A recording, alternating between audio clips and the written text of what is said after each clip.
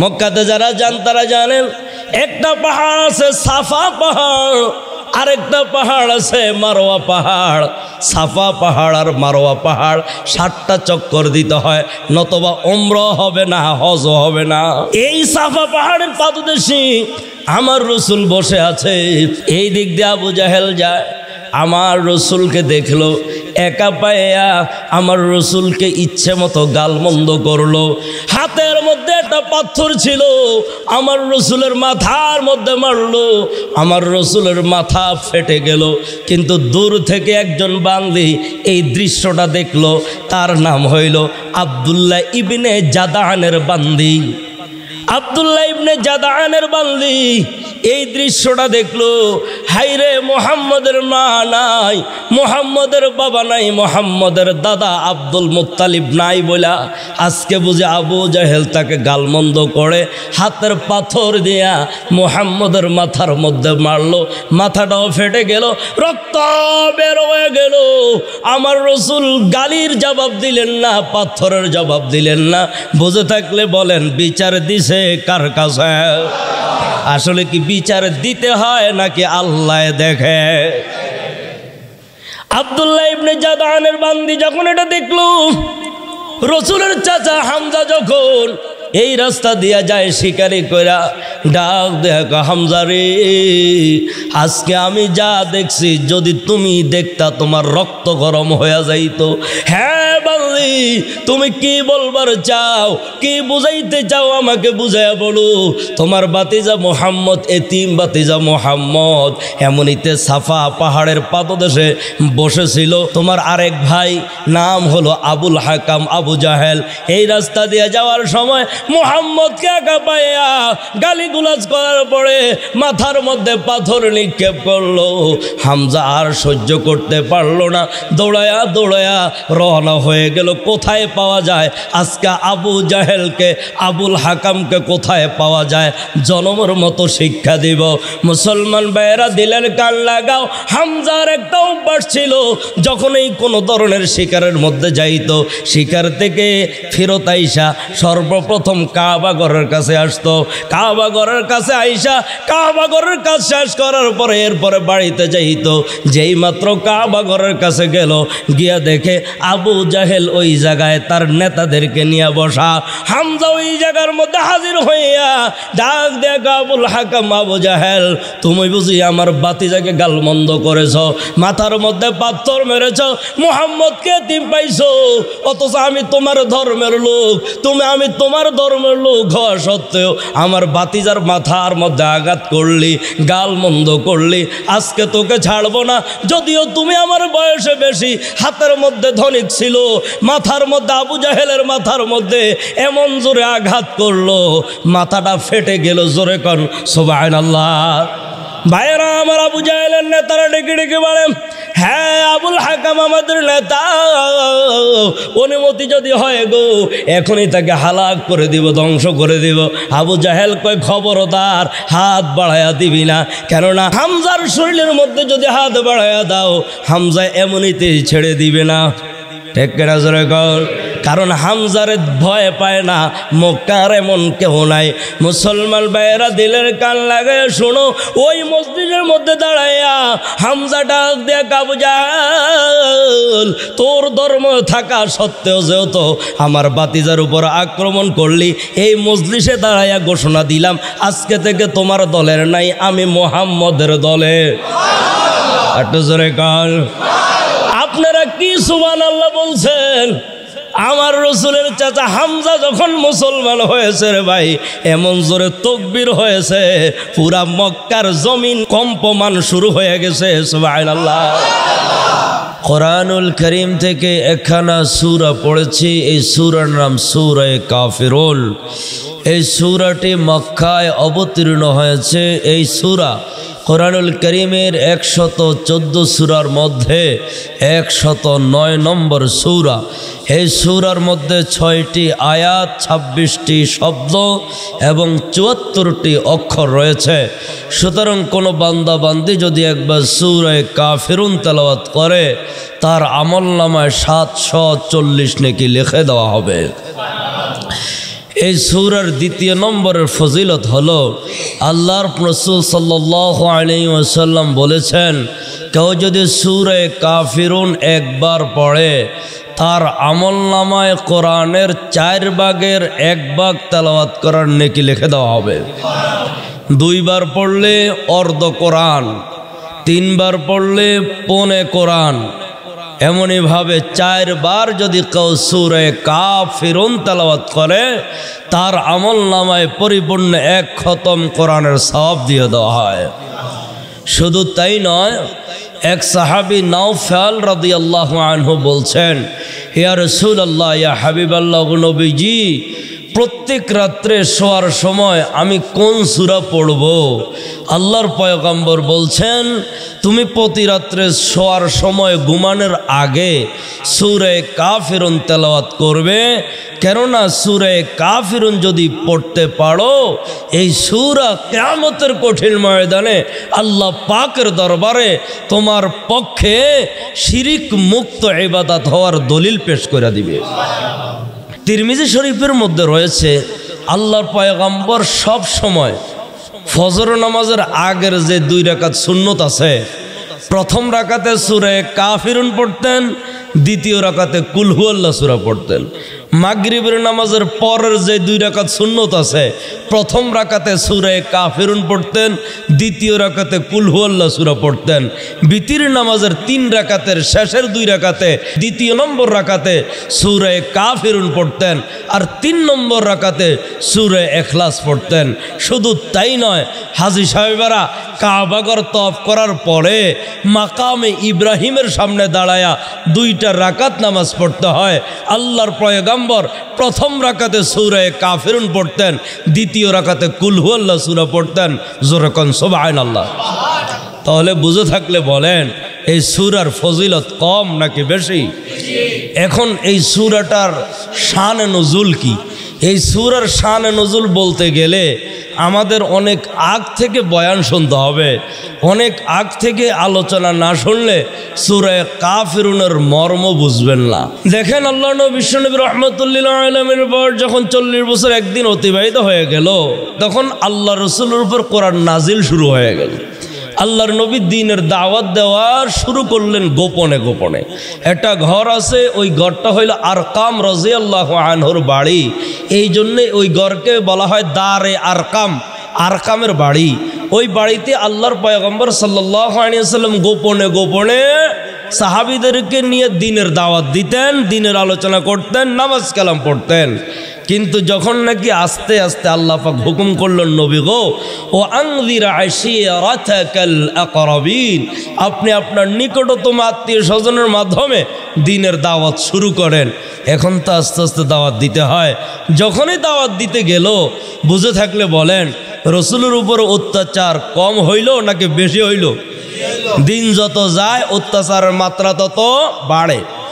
শারীরিক নির্যাতন, মৌখিক নির্যাতন করে যখন ব্যর্থ হয়ে গেল, এখন তারা সিদ্ধান্ত করলো, না, হবে না। এখন কি করতে হবে? চক্রান্ত করতে হবে। মুহাম্মদ যেই যেই সাইডে দাওয়াত দেয় ওই সাইডে পেঁচ লাগায়া দিতে হবে। পেঁচ লাগায়া দিলে মুহাম্মদ আর দ্বীনের দাওয়াত দিতে পারবে না। তাহলে পেঁচ লাগাইতে হইলে কার কাছে যাইতে হবে? আমাদের সবচেয়ে বৃদ্ধ মুরব্বী আছে একজন, ওনার নাম ওয়ালিদ ইবনে মুগীরা, প্রসিদ্ধ নাম, ইসলামের চরম দুশমন। এই ওয়ালিদ ইবনে মুগীরার কাছে গেছে, যা বলতেছে, চাচা, কুরাইশের নেতা সকলে আপনার দরবারে হাজির হয়ে গেল গো চাচা। মুহাম্মদ যেইভাবে দ্বীনের দাওয়াত দেওয়া শুরু করে দিয়েছে, এইভাবে যদি নাকি তার ধর্ম বাড়তে থাকে আমাদের বাপ দাদাদের ধর্ম বিলীন হয়ে যাবে। হ্যাঁ চাচা, ওয়ালিদ ইবনে মুগীরা আমাদের নেতা, আপনি হইলেন আমাদের মধ্যে সবচেয়ে বয়োজ্যেষ্ঠ, আপনি পরামর্শ দেন, বুদ্ধি দেন, কেমনে মুহাম্মদকে দাবানো যায়। ওয়ালিদ ইবনে মুগীরা ডাক দেয়া কয়, হ্যাঁ কুরাইশেরা শোনো, সামনের মাসটা হইল জিলহজ মাস। বিভিন্ন ডিস্ট্রিক্ট থেকে, বিভিন্ন দেশ থেকে মক্কার মধ্যে মানুষরা আসবে। মুহাম্মদ যদি নাকি আগত লোকগুলার মধ্যে যখন দ্বীনের দাওয়াত দাওয়াত দিয়ে দিবে, তখন মুহাম্মদের ধর্ম আস্তে আস্তে পুরা পৃথিবীতে ছড়িয়ে যাবে। এটা হতে দেওয়া যাবে না। তাহলে কি করতে হবে? আপনি আমাদেরকে একটা পরামর্শ দেন। বলে কি বলা যায়? এমন একটা জিনিস বলতে হবে সকলে একমত। কুরাইশের লোকেরা বলে, হ্যাঁ ওয়ালিদ ইবনে মুগীরা, আপনি আমাদের নেতা, আপনি হইলেন এই বিষয়ে অভিজ্ঞ, সুতরাং আপনি আমাদেরকে পরামর্শ দেন। ওয়ালিদ ইবনে মুগীরা কয়, না তোমরাই আগে বলো, এরপর আমি রায় দিব। একজনে বলতেছে গণক বলা যায়। ওয়ালিদ ইবনে মুগীরা বলে, না বুলো গণক বলা যাবে না। কেন গণক বলা যাবে না? কেননা গণকেরা যেইভাবে গণে তার ভিতরে কিছুই নাই। জৈতুষী বিদ্যা যা কিছু করে মুহাম্মদের ভিতরে তা নাই, এটা বলা যাবে না। আরেকজনে কয় তাহলে পাগল বলা যায়। না, পাগলও বলা যাবে না। পাগল হওয়ার জন্য যা আলামত প্রয়োজন মুহাম্মদের ভিতরে কিছুই নাই, সুতরাং তাকে পাগল বলা যাবে না। 3 নম্বরে আরেকজনে বলে তাকে কবি বলা যাবে। ওই ওয়ালিদ ইবনে মুগীরাকে আমি নিজেই কবি, সুতরাং কবির কবিতা হওয়ার জন্য যা প্রয়োজন মিলে না, কবিও বলা যাবে না। আরেকজনে ডাক দেয়া কয়, হ্যাঁ নেতা শুনেন, তাকে জাদুঘর বলা যায়। ওয়ালিদ ইবনে মুগীরা কয়, জাদুঘরের লগে তার লগে মিলে না, তবে একটা তো বলতে তো হইব, একটা কিছু তো বলতে হবে, তবে জাদুঘর বলো। জাদুকর কেন বলবো? কেননা মুহাম্মদ যখন কোরআন তেলাওয়াত করে মানুষের মধ্যে জাদুর মতো আসর করে। সুবহানাল্লাহ। আমার রসুলের কোরআন তেলাওয়াত সুন্দর কম না বেশি? ভাইরা আমার, তাহলে সিদ্ধান্ত হয়ে গেল, আমার রসুলের বিরুদ্ধে ঘোষণা করে দেওয়া হলো। রসুলের বিরুদ্ধে মক্কাতে যখন মানুষেরা হজ করতে আসবে, চতুর্দিকে মানুষ সেটিং করে দেওয়া হলো, তুমি এখানে, তুমি এখানে, তুমি এখানে, তুমি এখানে। কি বলবে? খবরদার, আমাদের এখানে একজন জাদুকর আছে, তার নাম মুহাম্মদ, তার ধারে কাছে যাইও না। মুসলমান বন্ধুরা বুঝে থাকলে বলেন, চাবি খাটি সব কার হাতে? তারা ইসলামের বিরোধিতা করার জন্য এগুলা প্রচার করবে, আমার আল্লাহ উল্টা ঘটাইবে। ঠিক কিনা জোরে কও?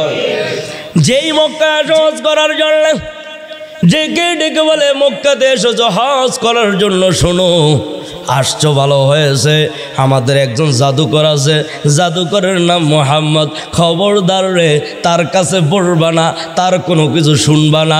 যেই মক্কাতে আসে তাকে এই কথা বলে, তখন তাদের ভিতরে কৌতূহল জাগলো, জাদুকরটা একটু দেখে আসি। সুবহানাল্লাহ। এখন এতই যত আলাপ আলোচনা করতেছ, বোঝা গেল বড় জাদুকর, দেখে আস। ঠিক না? জাদুকর দেখতে এসে তাকায় দেখা আমার রসুলের চেহারা মোবারক এত সুন্দর, রসুলের চেহারার আলোতে খানায় কাবার দেওয়াল আলোকিত হয়ে গেছে। আর কি যেন পড়ে? কোরআন পড়ে। কি যেন পড়ে? কোরআন যখন পড়ে, কোরআন তেলাওয়াত শুইনা ডাক দেয়া কয়, না এই কোরআন তেলাওয়াত কোনো মৃত্যুকর হতে পারে না, অরিজিনালে আল্লাহর বাণী, কালিমা পড়ে নিলাম। সুবহানাল্লাহ। এখন বুঝে থাকলে বলেন, তাদের এই চক্রান্তটা ফলপ্রসূ হয়েছে নাকি বিফল হয়েছে? মক্কাতে যারা যান তারা জানেন, একটা পাহাড় আছে সাফা পাহাড়, আরেকটা পাহাড় আছে মারওয়া পাহাড়। সাফা পাহাড় আর মারওয়া পাহাড় 7টা চক্কর দিতে হয়, নতবা উমরা হবে না, হজও হবে না। এই সাফা পাহাড়ের পাদদেশে আমার রসুল বসে আছে। এই দিক দিয়ে আবু জাহেল যায়, আমার রসুলকে দেখলো, একা পাইয়া আমার রসুলকে ইচ্ছে মতো গালমন্দ করলো। হাতের মধ্যে একটা পাথর ছিল, আমার রসুলের মাথার মধ্যে মারলো, আমার রসুলের মাথা ফেটে গেল। কিন্তু দূর থেকে একজন বান্দি এই দৃশ্যটা দেখলো, তার নাম হইল আব্দুল্লাহ ইবনে জাদানের বান্দি। আব্দুল্লাহ ইবনে জাদানের বান্দি এই দৃশ্যটা দেখলো, হাইরে মুহাম্মদের মা নাই, মুহাম্মদের বাবা নাই, মুহাম্মদের দাদা আব্দুল মুত্তালিব নাই বলা আজকে বুঝে আবু জাহেল তাকে গালমন্দ করে হাতের পাথর দিয়া মুহাম্মদের মাথার মধ্যে মারলো। মাথাটাও ফেটে গেল, রক্ত বের হয়ে গেল। আমার রসুল গালির জবাব দিলেন না, পাথরের জবাব দিলেন না। বুঝে থাকলে বলেন বিচার দিছে কার কাছে? আসলে কি বিচার দিতে হয় নাকি আল্লাহ দেখে? আব্দুল্লাহ ইবনে জাদআনের বান্দি যখন এটা দেখলো, রসুলের চাচা হামজা যখন এই রাস্তা দিয়া যায় শিকারি কইরা, ডাক দেখ হামজা রে, আজকে আমি যা দেখছি যদি তুমি দেখতা তোমার রক্ত গরম হয়ে যাইতো। হ্যাঁ বান্দি, তুমি কি বলবার চাও, কি বুঝাইতে চাও আমাকে বুঝাইয়া বলো। তোমার বাতিজা মোহাম্মদ, এতিম বাতিজা মোহাম্মদ এমনিতে সাফা পাহাড়ের পাদদেশে বসেছিল। তোমার আরেক ভাই নাম হলো আবুল হাকাম আবু জাহেল, এই রাস্তা দিয়ে যাওয়ার সময় মুহাম্মদকে একা পাইয়া গালিগুলাজ করার পরে মাথার মধ্যে পাথর নিক্ষেপ করলো। হামজা আর সহ্য করতে পারলো না, দৌড়ায়া দৌড়ায়া রওনা হয়ে গেল। কোথায় পাওয়া যায় আজকে আবু জাহেলকে, আবুল হাকামকে কোথায় পাওয়া যায়? জনমের মতো শিক্ষা দিব। মুসলমান ভাইয়েরা দিলের কান লাগাও। হামজার একটা অভ্যাস ছিল, যখন এই কোনো ধরনের শিকারের মধ্যে যাইতো, শিকার থেকে ফেরত আইসা সর্বপ্রথম কাবা ঘরের কাছে আসতো। কাবা ঘরের কাছে আইসা কাবা ঘরের কাজ শেষ করার পরে এরপরে বাড়িতে যাইতো। যেই মাত্র কাবা ঘরের কাছে গেল, গিয়া দেখে আবু জাহেল ওই জায়গায় তার নেতাদেরকে নিয়ে বসা। হামজা ওই জায়গার মধ্যে হাজির হইয়া ডাক দেখ আবুল হাকাম আবু জাহেল, তুমি বুঝি আমার বাতিজাকে গালমন্দ করেছ, মাথার মধ্যে পাথর মেরেছ, মুহাম্মদকে এতিম পাইছো, অথচ আমি তোমার ধর্মের লোক, আমি তোমার ধর্মের লোক হওয়া সত্ত্বেও আমার বাতিজার মাথার মধ্যে আঘাত করলি, গালমন্দ করলি। আজকে তোকে ছাড়বো না।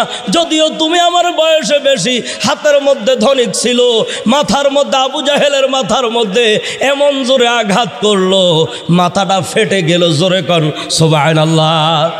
ভাইয়েরা আমার, আবু জাহেলের নেতারা ডেকে ডেকে বলে, হ্যাঁ আবুল হাকাম আমাদের নেতা, অনুমতি যদি হয় গো এখনই তাকে হালাক করে দিব, ধ্বংস করে দিব।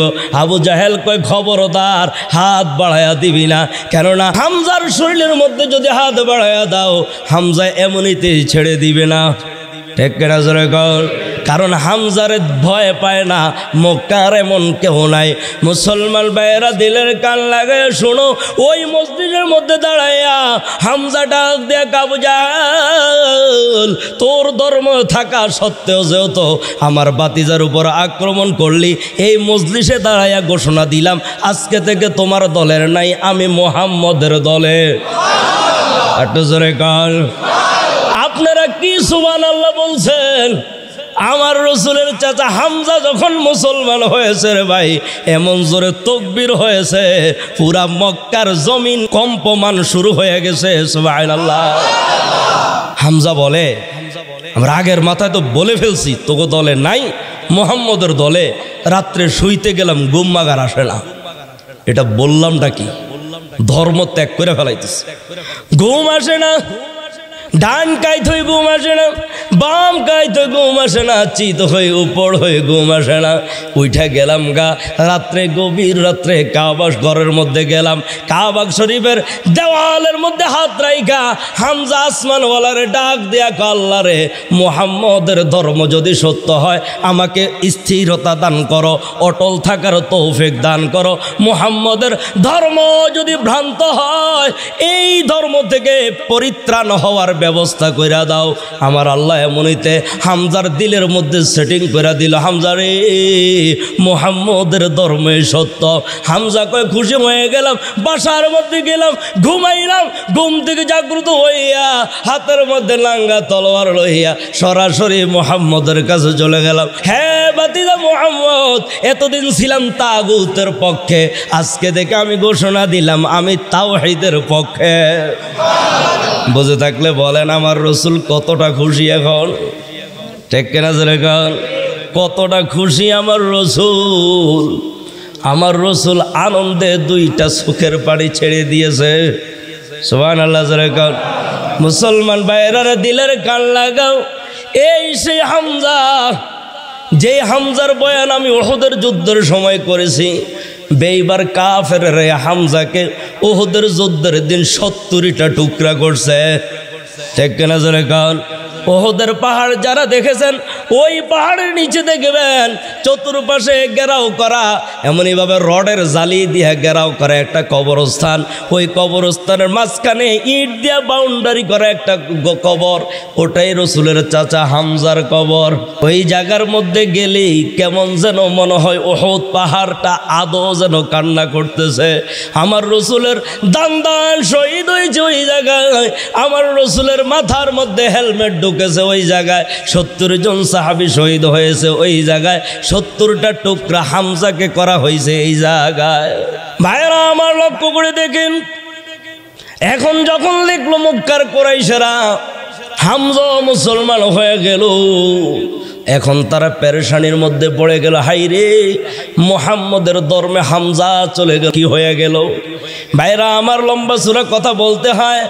এই যে হামজা মুসলমান হয়েছে, এর 3 দিনের মাথায় আরেকজন মুসলমান হয়েছে। সুবহানাল্লাহ। নাম বললে আনন্দিত হয়ে যাইবেন।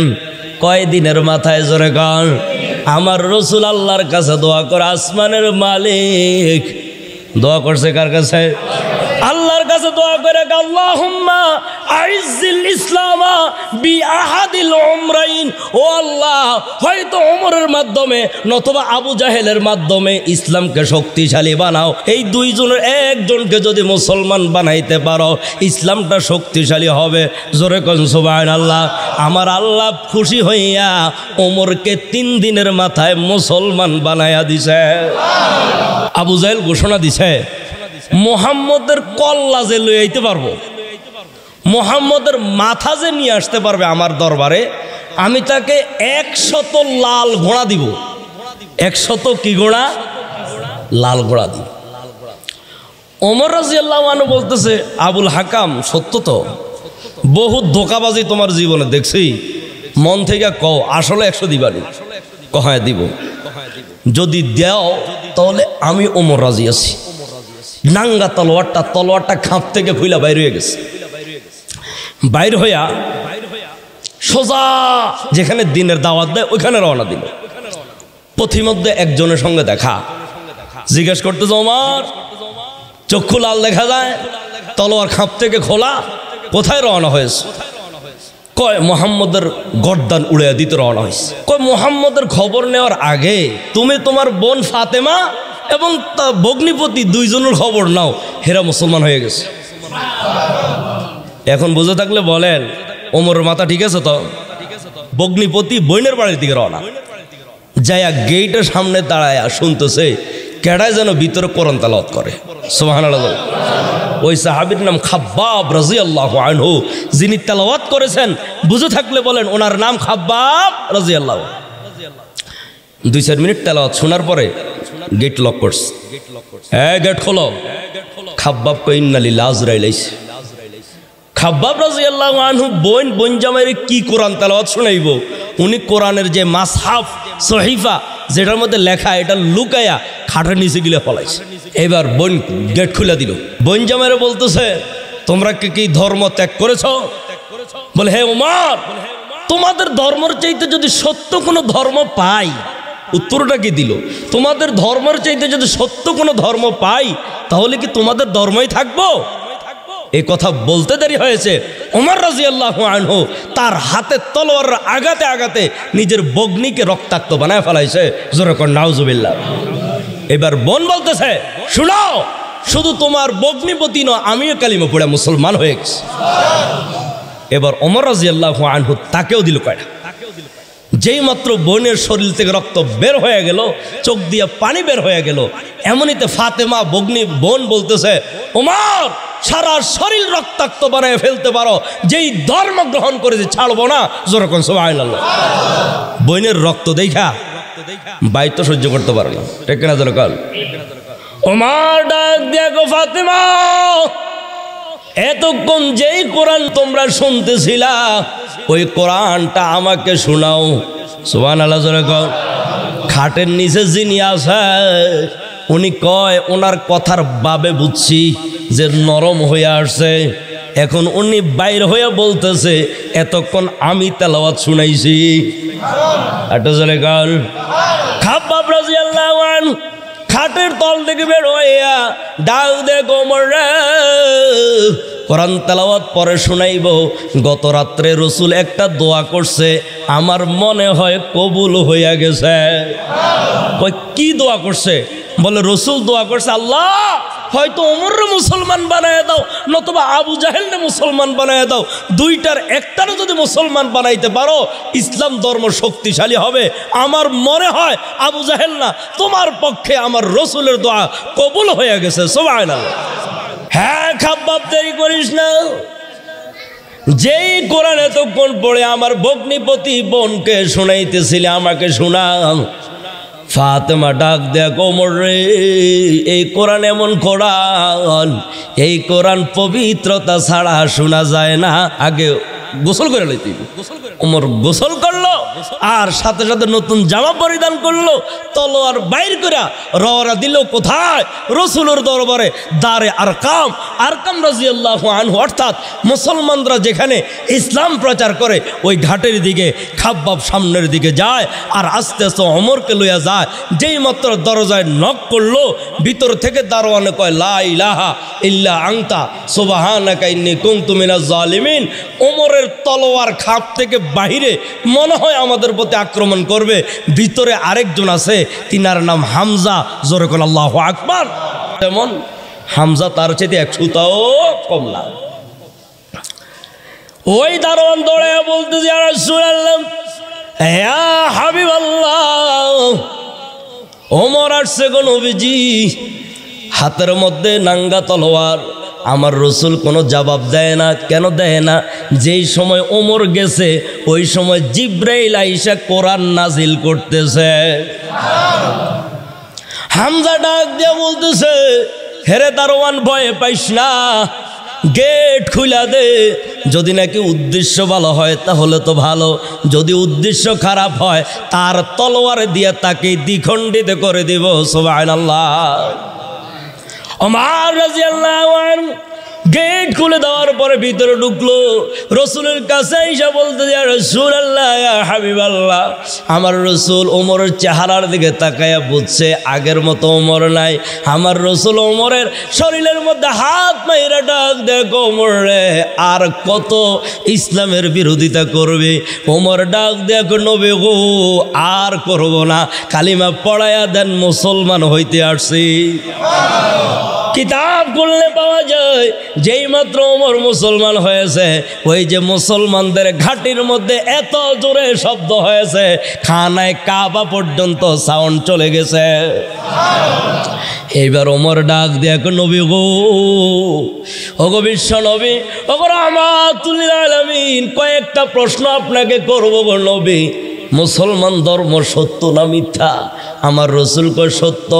আল্লাহর ঘর সত্য না মিথ্যা? আমার রসুল কয় সত্য। নামাজ কালাম সত্য না মিথ্যা? কয় সত্য। কয় তাহলে গোপনে গোপনে কেন হবে গো নবী? আজকে থেকে জামাতের সাথে কাবা ঘরের সামনে নামাজ হবে। এখন ওমর রাদিয়াল্লাহু আনহু এক পাশে, লাইন হয়েছে দুইটা, বলেন লাইন হয়েছে কয়টা? এক লাইনে হযরত হামজা, আরেক লাইনে হযরত ওমর নাঙ্গা তলোয়ার বাইর করে বলতেছে, এমন কেউ আসুনি নিজের স্ত্রীকে বিধবা বানাইবা, এমন কেউ আসুনি নিজের সন্তানরে এতিম বানাইবা, এমন কেউ আসুনি নিজের বাবা মাকে সন্তান হারা বানাইবা। আমি ওমরের কাছে আসো আর আম করে বাধা দাও। সুবহানাল্লাহ। তার মানে বোঝা গেল সামনে আসলে টুকরা করে ফেলাইবে। ঠিক কিনা জোরে কন? ভাইরা আমার, মুসলমান ভাইরা আমার, একদিকে হামজা মুসলমান হয়ে গেল আর একদিকে ওমর রাদিয়াল্লাহু আনহু মুসলমান হয়ে গেল। এক সাহাবী একদিন ওমরের জিগা, ওমর আপনার নাম ওমর, ফারুক আইছে কোথায় থেকে? আপনার নাম ওমর, ফারুক আসছে কোথায় থেকে? জবাব দেন। ওমর তখন ডাক দিয়া কয়, আমি 40 নম্বরের মুসলমান। জোরে কোন কয় নম্বরের? ওমর রাদিয়াল্লাহু আনহুর আগে 39 জন মুসলমান ছিল, ওমর রাদিয়াল্লাহু আনহু 40 নম্বরের মুসলমান। ওই ওমর ডাক দিয়া কয়, আমি 40 জন রে লইয়া যখন কাবা ঘরের দিকে প্রকাশ্যে নামাজ পড়েছি, আমার রাসূল খুশি হইয়া আমাকে বলছে, শুধু তুমি ওমর না, তুমি ফারুক। তখন থেকে আমার নাম ওমর ফারুক। ফারুক মানে হইল পার্থক্যকারী, হক এবং বাতিলের মধ্যে যিনি পার্থক্য করে ওনাকে কি বলে? ফারুক। এই জন্য ওমরে ফারুক, জোরে কোন সুবহানাল্লাহ। সব নেতারা এক জায়গার মধ্যে বৈশা, একজন বিচক্ষণ কাফের ছিল, তার নাম ছিল উতবা ইবনে রবিআ। এই উতবা ইবনে রবিআ সবচেয়ে বিচক্ষণ ছিল কাফেরদের মধ্য থেকে। ওই সব নেতারা বলতেছে, তুমি সবচেয়ে বিচক্ষণ, তোমাকে 5টা প্রস্তাব নিয়ে মুহাম্মদের কাছে পাঠাইব। বলেন কয়টা প্রস্তাব নিয়া? 1 নম্বর প্রস্তাব, হ্যাঁ মুহাম্মদ, নতুন ধর্মের কথা কেন বলতেছ? মনে হয় তোমার টাকা পয়সার প্রয়োজন, টাকা পয়সার মালিক বানায়া দিব। যদি এটা অস্বীকার করে তাহলে বলবা মনে হয় নেতা হইতে চাও, নেতা বানায়া দিব। যদি এটা অস্বীকার করে তাহলে বলবা মনে হয় প্রেসিডেন্ট হইতে চাও, প্রেসিডেন্ট বানায়া দিব। যদি এটা অস্বীকার করে তাহলে বলবো মনে হয় সুন্দরী মহিলাকে বিয়ে করতে চাও, সবচেয়ে সুন্দরী মহিলা বিয়ে দিয়ে দিব। যদি এটা অস্বীকার করে 5 নম্বর প্রস্তাবে রাখবা মনে হয় তোমার জিন্নাতে ডিস্টার্ব করে, চিকিৎসা করব। নাউজুবিল্লাহ পড়েন, আমার রাসূলের জিন্নাতে ডিস্টার্ব করে। এই 5 প্রস্তাব লয়া, 5টা প্রস্তাব লয়া সবচেয়ে বিচক্ষণ যিনি নেতা, উনি রাসূলের কাছে আসছে। আয়েশা বলতেছে, মুহাম্মদ রে, ও ভাতিজা মুহাম্মদ, ভাই ভাইয়ের মধ্যে প্যাঁচ লাগায়া দিছ, মূর্তির মধ্যে প্যাঁচ লাগায়া দিছ, কিসের খোদার কথা বলো বুঝিলা? তোমাকে 5টা প্রস্তাব রাখবো, এই 5টার কোনটা মানবা? মুসল্লি ভাইয়েরা দিলের কান লাগায় শোনো, আমার রাসূল ডাক দিয়ে চাচা আসছেন, ভালো হয়েছে, কি কি প্রস্তাব নিয়ে আসছেন, প্রস্তাবগুলো পেশ করেন। 5টা প্রস্তাব যখন ডাকলো, এইবার আমার রাসূল ডাক দিয়ে চাচা গো, লম্বা সময় বক্তব্য রাখলেন, এইবার বলেন আপনার বক্তব্য শেষ হইল কিনা? ওই যে উতবা ইবনে রবিআ, হ্যাঁ আমার প্রস্তাব শেষ হয়ে গিয়েছে, এইবার আমাকে বলতে দেন। আমার রাসূল কয়েকটা কথা গনে গনে বলল, চাচা গো, আমি আল্লাহর পক্ষ থেকে আসছি। কার পক্ষ থেকে? সিদ্ধান্ত হবে কার? সুতরাং আমি আল্লাহর পক্ষ থেকে আসছি নবী এবং রাসূল হিসাবে। কেন আসছি জানেননি? জান্নাত জাহান্নামের রাস্তা দেখায়া দেওয়ার জন্য। যদি মানেন সফল কাম হবেন, যদি নাকি না মানেন গো চাচা, তাহলে আল্লাহ আমাকে সবর করতে বলছে ওই দিন পর্যন্ত যেদিন নাকি জিহাদের আয়াত নাজিল হবে। সুবহানাল্লাহ। হ্যাঁ চাচা, একটু কোরআন তেলাওয়াত করে শোনাইবার চাই। যেই সিরাতের কিতাব খোলেন সেই সিরাতের কিতাবের মধ্যে পাইবেন আমার রাসূল সূরা হামিম সেজদার 1, 2 থেকে নিয়ে 13 নম্বর আয়াত পর্যন্ত তেলাওয়াত করলো। এমনইভাবে উতবা ইবনে রবিআ পিছনের দিকে 2টা হাত দিয়ে বসে বসে শুনে। সুবহানাল্লাহ পড়েন। যেই মাত্র 13 নম্বর আয়াত পড়লো, আমার রাসূল বললেন, ফাইন আরাজু ফাকুল আনজারতুকুম সাইকাতাম মিসলা সাইকাত আদ ওয়া সামুদ। এই আয়াতটা যখন আমার রাসূল তেলাওয়াত করলো, উতবা ইবনে রবিআ দাঁড়ায়া গেল, আমার রাসূলের মুখটা চাপ দিয়া ধইরা বলতেছে, মুহাম্মদ রে আর পড়িস না। সুবহানাল্লাহ। এখন রাসূলের মুখে চাপ দিয়া ধরলো কেন? উতবা ইবনে রবিআ বলতেছে, মুহাম্মদ যখন সূরা হামিম সেজদার 13 নম্বর আয়াত তেলাওয়াত করে, আমার কাছে মনে হচ্ছে আযাব যেন নাজিল হয়ে যাইতেছে। এই জন্য উতবা ইবনে রবিআ রাসূলের মুখ মোবারকের মধ্যে চাপ দিয়ে ধরলো, আর পড়িস না। উতবা ইবনে রবিআ এবার কয়, তোর যা মন চায় তা কর। সুবহানাল্লাহ। তোমার যা মন চায় তা করো। এবার ওইটা সোজা চলে গেল নেতাদের কাছে। নেতারা বয়া রয়েছে, কি খবর না জানি নিয়ে আসে। ঠিক না জোরে গান? যেই মাত্র উতবা ইবনে রবিআ নেতাদের কাছে গেল, আবু জাহেল উতবা ইবনে রবিআর চেহারার দিকে তাকায় বলতেছে, নেতারা রে, তার চেহারা তো আগের মতো নাই। সুবহানাল্লাহ। উতবা ইবনে রবিআর যে চেহারা লইয়া পাঠাইছি, আসার পরে ওই চেহারা আর। আয়েশা বলতেছে, নেতারা শোনো, মুহাম্মদ তো তোমাদের বংশের, সে যদি বিজয় লাভ করে তোমাদের সুনাম হবে, আর যদি পরাজয় বরণ করে তার বদনাম হবে, তোমাদের কিছু হবে না। সুতরাং তাকে তার অবস্থায় থাকতে দাও। ওই সকলে মিলে বলতেছে, তুমি আমাদের সবচেয়ে বুদ্ধিমান বিচক্ষণ মানুষ, তোমাকেই দেখি জাদু করা হয়েছে। এখন দেখলো অত্যাচার করা হইল না, শারীরিক অত্যাচার করা হইল না, কথার মাধ্যমে মৌখিক অত্যাচার করা হইল না, হজরের সময় চক্রান্ত করা হইল না, এমনইভাবে প্রস্তাব দেওয়া হইল না। এখন তারা বলতেছে একটা সমাধানে আসা দরকার। সমাধান কি হবে? বলে সমাধান হইল যে আমরা কয়েকজন মুহাম্মদের কাছে যাব, গিয়া বলবো, মুহাম্মদ এত কিছু করলাম, যেহেতু কাজ হয় না, একটা কাজ করো, 1 বছর তুমি আমাদের মূর্তি পূজা করবা, আর আরেক বছর আমরা তোমার খোদার ইবাদত করবো। নাউজুবিল্লাহ জোরে কর। প্রস্তাবটা খুব সুন্দর। আমার রসুল মূর্তি পূজা করবে, 1 বছর তুমি তোমার দল বললয়া আমাদের মূর্তি পূজা করবা, আরেক বছর দেখা যাবে আমরা আমাদের দল বললয়া পুরো 1 বছর তোমার খোদার ইবাদত করব। তুমি কি বলো? আমার রসুল একটা অবজ্ঞার হাসি দিয়ে বলে, একটু অপেক্ষা করো, দেখি আল্লাহ কি বলে। আল্লাহ পাক সাথে সাথে জিব্রাইল পাঠায়া কুলিয়া সূরা নাজিল করে দিয়েছে। সুবহানাল্লাহ। আমার আল্লাহ বলছেন, কুলিয়া আইয়ুহাল কাফিরুন, ওগো নবীজি আপনি কাফেরদেরকে বলে দেন, হে কাফেররা, লা আবুদু মা তাবুদুন, তোমরা যার ইবাদত করো আমি তার ইবাদত করি না, ওয়ালা আনতুম আবিদুনা মা আবুদ, আর আমি যে আল্লাহর ইবাদত করি তোমরাও তার ইবাদত করো না। 4 নম্বর আয়াতের মধ্যে বলছেন, ওয়ালা আনা আবিদুম মা আবাদতুম, তোমরা যে মূর্তির পূজা করো আমি মুহাম্মদ কখনো ভবিষ্যতেও তার পূজা করব না। 5 নম্বর আয়াতের মধ্যে বলছেন, ওয়ালা আনতুম আবিদুনা মা আবুদ, আর আমি যে আল্লাহর ইবাদত করি তোমরা কাফেররা কখনো সেই আল্লাহর ইবাদত করবে না। নির্দেশ কার? জোরে কর। তাহলে প্রথম আয়াতের মধ্যে আল্লাহ কাফেরদের লক্ষ্য করে বললেন, হে কাফেররা শুনো, নবী আপনি বলে দেন। 2 নম্বর আয়াতের মধ্যে বলছেন, হে কাফেররা তোমরা যার পূজা করো আমি তার পূজা করি না।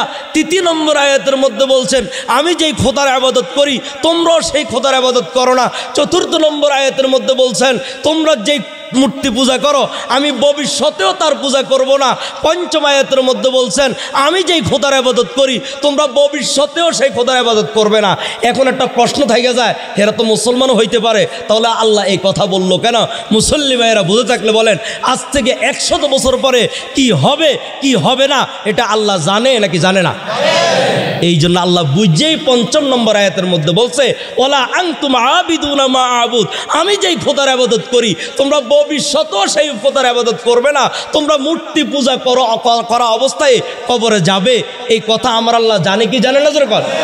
6 নম্বর আয়াতের মধ্যে আল্লাহ বলছেন, লাকুম দীনুকুম ওয়ালিয়া দিন। আলহামদুলিল্লাহ, সূরার মধ্যে একটা আয়াত আছে, মালিকি ইয়াউমিদ্দিন, প্রতিদান দিবসের মালিক। বলেন অর্থ কি? প্রতিদান দিবসের। তো এখানে যেমন নাকি দিন আছে, এটার মধ্যে লাকুম দীনুকুম, এখানের মধ্যে দিন শব্দ আছে। সুতরাং অর্থ হবে তোমাদের জন্য তোমাদের প্রতিফল, আর আমি মুহাম্মদের জন্য আমার প্রতিফল। ঠিক না জোরে কান? মানে হইল তোমরা তোমাদের ধর্মের উপর থাইকা জাহান্নামে যাইবা, আমি আমার ধর্মের মধ্যে থাইকা জান্নাতে যাব। ঠিক না জোরে কান? এইগুলো এক ব্যাখ্যা। 2 নম্বর ব্যাখ্যা হইল, লাকুম দীনুকুম ওয়ালিয়া দিন, যদি ধরেন তোমাদের ধর্ম তোমার জন্য আমাদের ধর্ম আমার জন্য, যদি এই অর্থ ধরেন, এই আয়াত নাজিল হয়েছে জেহাদের আয়াত নাজিল হওয়ার আগে। যখন জেহাদের আয়াত নাজিল হইল তখন এই আয়াতের বিধান রহিত হয়ে গেছে, এই আয়াতের বিধান রহিত হয়ে গেল। এই হলো সূরা কাফিরুনের সংক্ষিপ্ত তাফসীর।